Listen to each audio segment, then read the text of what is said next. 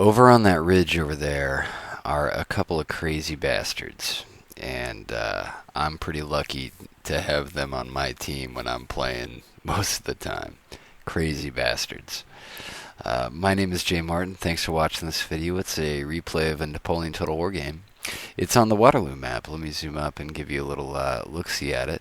That is the defending team. There are two people in the defending team. That's Triphammer. That's SK Marsh.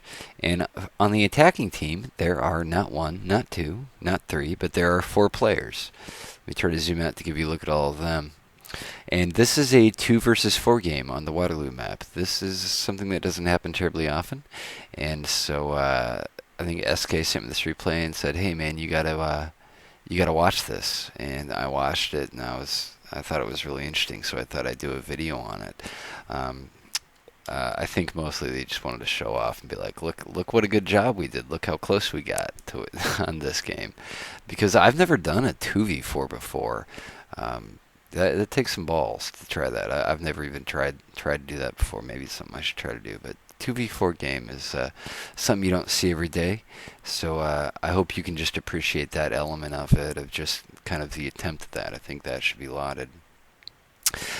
In other news, if you watched my previous video, that was of my team attacking on the Waterloo map, and I mentioned that I was kind of curious what the defense is like, and I actually got to play a 4v4 game as the defending team, and I might sprinkle some of my experiences I had with that. It wasn't very interesting, honestly. The opponents in the game that I played, I'm not going to bother with it. The game was really boring, but they didn't really assault that well, so all that happened in the game that we played as a defender is we came off the ridge and killed them in the flat part of the map, so it's kind of boring, but I did get a game in as the defending player on the Waterloo map. So anyway, maybe I'll sprinkle a little more bits of that experience into this. Yeah, if your opponent's an attack on this map, then you kind of seem to lose some of the effect of this map. You know, if you're going to recreate not necessarily role play the historical experience, but if you're just going to kind of recreate it a bit, then whatever. What are you going to do? What are you going to do? To start the game off, let's take a look at what the defenders are doing. What they're doing, first of all, is a tactic that's got to be pretty standard. They've dropped... do they have a stake line there? I'm pretty sure they've got a stake line going everywhere. Pretty much that was part of their plan. SK brought a bunch of rifles to put a stake line, and they've got some units in the houses. You can tell. I can totally tell. I bet that if you sent me a replay of a Huntsman player, I could immediately, and you didn't tell me who it was, I could pick out who it was just kind of by their play style. Over here, SK has put his Highland Foot to defend the house, and then Trip is using the tactic he used to defend houses is a regular line and then a militia, and he might put a light infantry in there, but that's kind of his tactic that he uses to defend the houses. The attackers in this game weren't terribly well organized. I'm going to talk about that a little bit more in the future. But the first kind of interesting thing that I wanted to note to you, and let me spin around again to show you what the attackers are trying to do, and it just kind of give you a good camera angle, maybe something like that. What they're doing first is they're running light infantry up, and I'm kind of torn. I think that if you're attacking on the left side of this map, that light infantry really aren't that good. There are two reasons for that. The first is the psychological effect that light infantry has on you and your army build. A lot of players, when they bring lights, they try to use them solely in a skirmish mode, and they want to get their lights in as part of just lights on lights skirmish. And on this map, and in a lot of maps in particular, that isn't an appropriate way to engage. So I kind of think that if I was attacking on this map, I would just forego lights altogether and just assault with regular line. Lights do have a use, and in the games that we attack up this map, I do use light infantry, but I generally hold them in reserve to a point where we're up over the ridge and fighting in the flat part of the map. But I think that on the initial assault up to the ridge, this stage of the game, I don't think light infantry are really that good on the left side of this map as the attacker. Now on the right side of the map, it's a little different story. You probably want some light infantry, but I don't think. And I mean, even then, if you just change your strategy up, you don't really need the lights. So I think that when a lot of players bring light infantry, two things happen. The first is that they want to use their light infantry in the same role that they use them, like in grassy flats, and that doesn't work on this kind of map. It doesn't work at all. And then the second issue is that when they you bring the lights, they just don't put out as much firepower as a line unit does, and sometimes you just want more firepower. People seem to, the common rule set is no artillery and 5 lights, so people just bring the 5 lights automatically, but that doesn't necessarily mean that you need the 5 light infantry. So if you think the construct of the map and then the strategy that you're going to use is such that you're not going to use lights, you'd rather have a line unit. Especially for some nations where their lights are really expensive. France is a really good exception to that because their volts are so fucking good and so cheap. So French volts might be the exception to that rule, but generally, you really, a lot of people just knee-jerk and bring 5 light infantry to every game. That's not necessarily true, or that's not necessarily the right thing to do. So think about when you're choosing the units that you're going to bring to a battle, put some thought into thinking, well, what do I know about this map? How do I, what am I going to do? How is the flow of the game going to work? And does light infantry have a place in that? Because sometimes, and especially in these terrain maps, light infantry is kind of not as useful as you think it should be. So just think about how you use your light infantry. And that's really important. Just to catch you up on what's going on in the game, the GB player on the left had made a big advance, and that was mostly thwarted by Triphammer on the left. On the right side, they're being a little more cautious about how they engage. Let me try to give you a look over there. This is the right side of the map. And this is kind of a standard template for how this game goes, I think. I have a couple other notes about things that I think are worth noting about this game, or things that this game made me think about.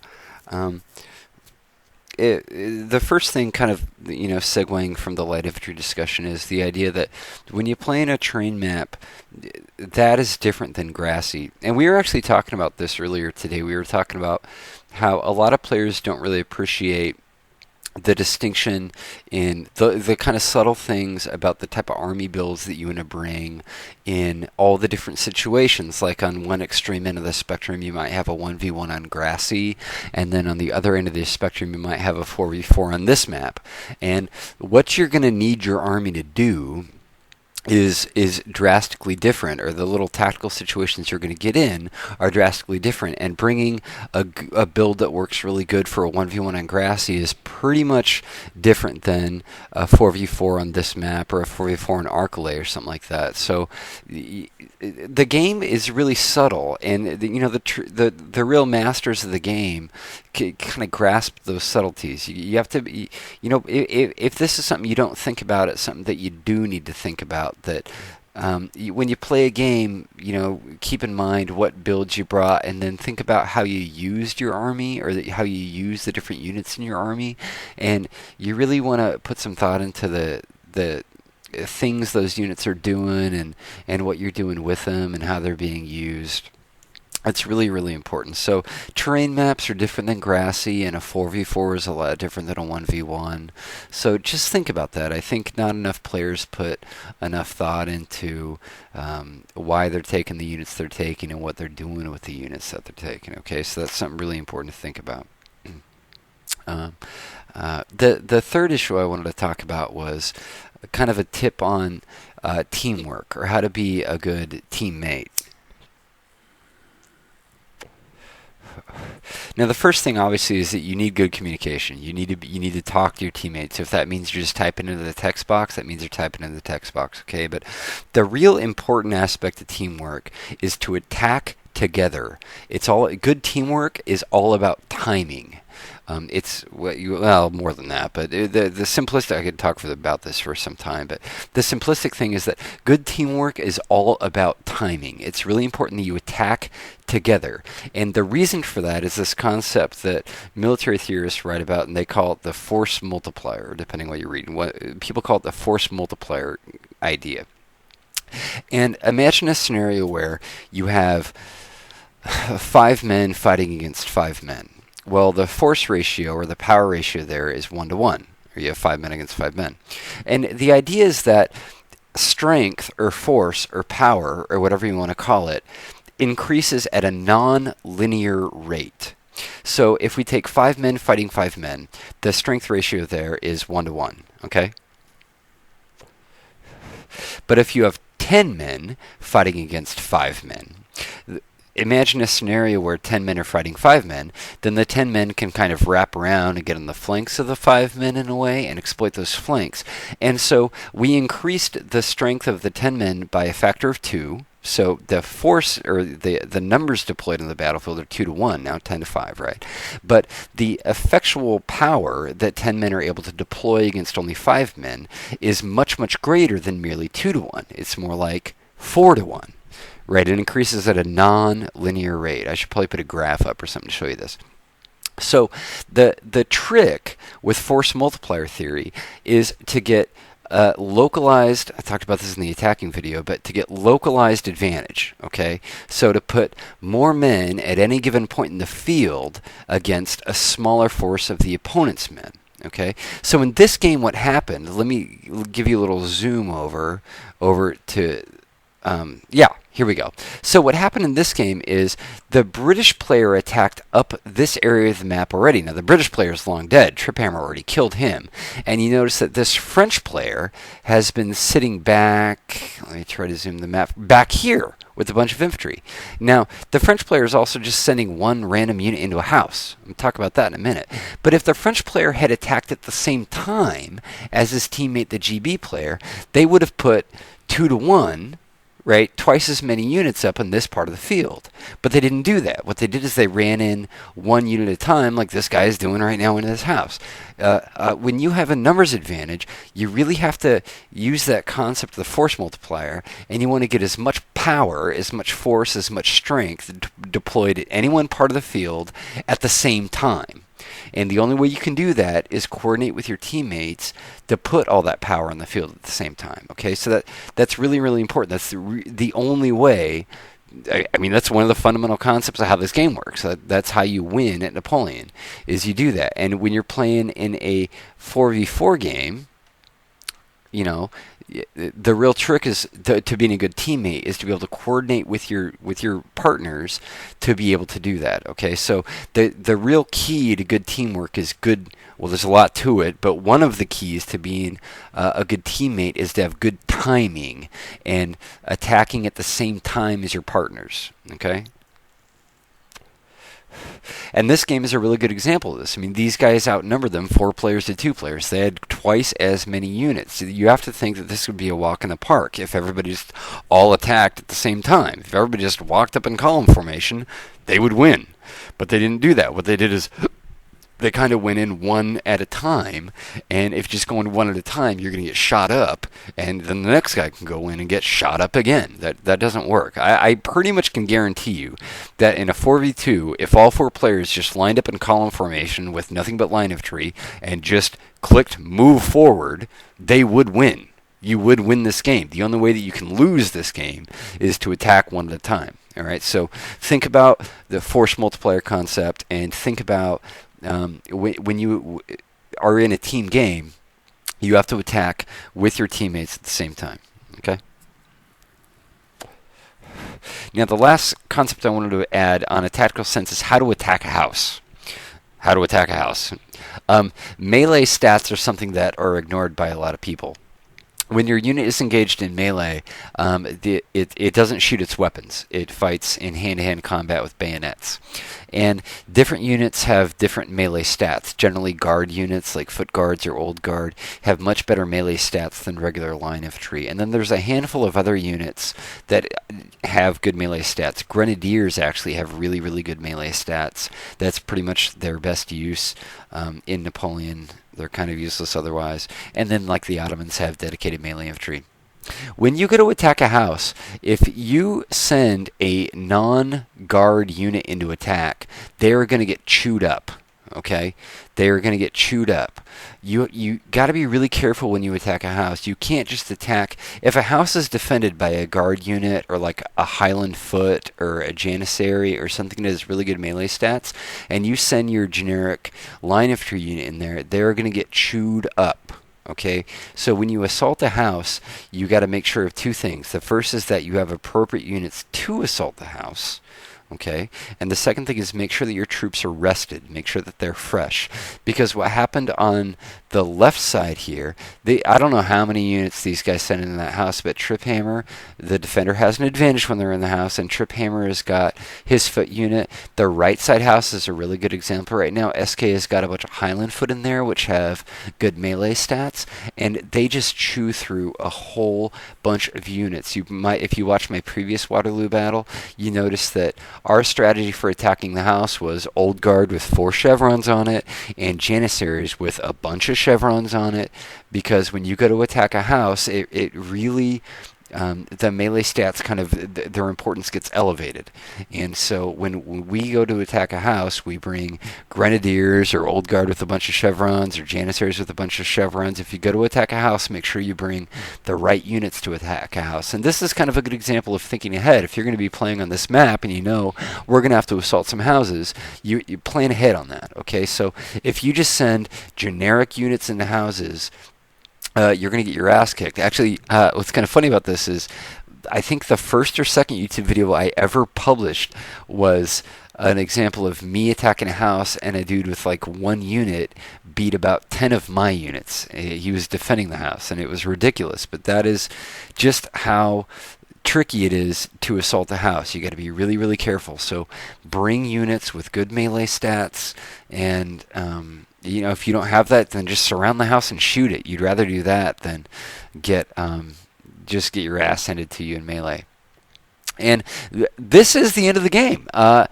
Trip and SK have pulled off the improbable. They have seemingly won a 2v4 in Waterloo, and at this point of the game, they have their opponents of this is their last line, and so they have advanced off the hill, and everybody's dead except these guys right there. So Trip and SK are advancing to take out the remnants of the opponent's army.